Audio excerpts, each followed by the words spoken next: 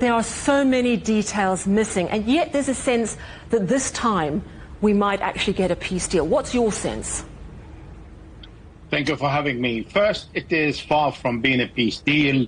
It is a framework agreement between the United States and Iran, excluding Israel, which allow the Israeli to say, well, I'm not in, therefore I need to look after my own national security, and I will judge upon what's going to happen next. However, we know from today onward until Friday, when the signature is due in Geneva, in theory, the Israelis should not open fire in Lebanon against any objective or any target or issue evacuation orders or anything of this kind that was going on in the last 100 days. So we know that this is holding for now, but Israel said it's not going to withdraw. And the framework is saying any point that is not fully agreed and fulfilled, everything will collapse. And because this is a point one, which is the end of the war in Lebanon and the withdrawal of all Israeli forces, then that is going to be a serious challenge for Donald Trump. Yes, exactly. And Lebanon has been a sticking point for previous rounds and attempts at peace. What could make the difference this time? Would it be political pressure on Benjamin Netanyahu by Donald Trump?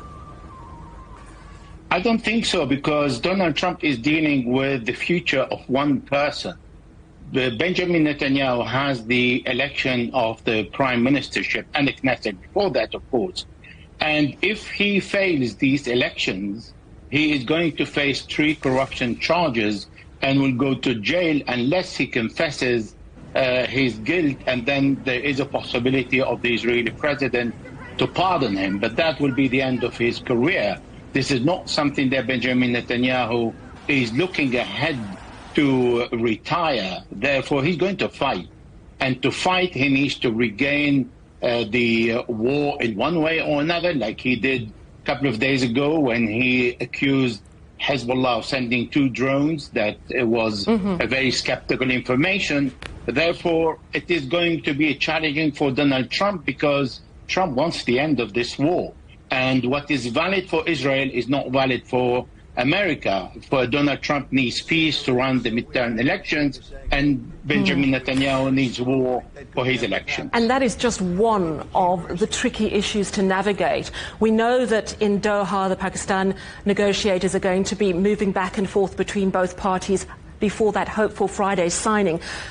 Enriched uranium, sanctions, those issues also have to be addressed. Do you think they can get it right this time?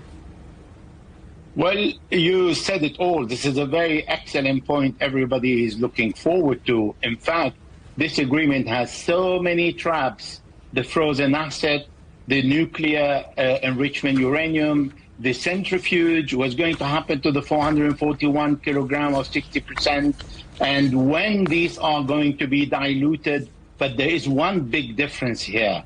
In the JCPOA in 2015, Iran needed to prove its goodwill and took all the measures before the agreement. Now it's the other way around. The Americans are taking all the steps before the Iranians, and once these are confirmed by the Iranians achieved, then the Iranians are moving on their side, which is going to put us in a very serious problem if Donald Trump is going to say, I am not giving back Iran its frozen asset, I am not lifting all sanctions, and I am allowing the Iranian to sell their oil and make a lot of money. And then there are the 300 billions that Iran claim for the reparation of the war, that the Gulf countries said they will pay part of it. So all that, there are so many traps ahead. This is why I said from start, this is a framework agreement, far from being a peace deal. Absolutely. Thank you so much for speaking to us, J Magnier, veteran war correspondent and political risk analyst.